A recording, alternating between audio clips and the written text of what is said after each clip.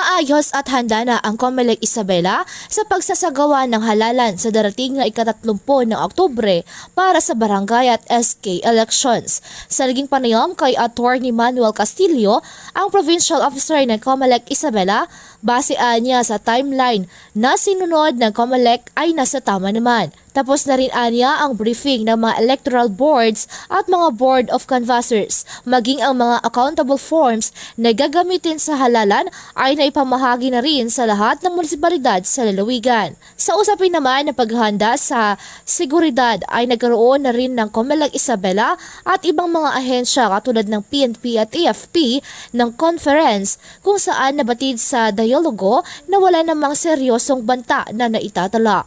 Samantala, nagpaalala na rin si Attorney Castillo sa lahat ng kandidato na sumunod sa mga alintunin ng Comelec sa pagsasagawa ng kanilang pangangampanya.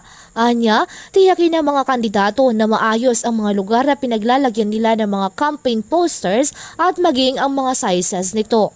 Dagdag pa ni Attorney Castillo, panatilihin sana ng mga kandidato ang respeto sa pangangampanya at kung anuman ang maging resulta ng halalan ay sana magsuportahan pa rin ang mga ito. Mula dito sa Ilagan, Isabela, Jardel Inere para sa Radyo Alternatibo Balita Nationwide.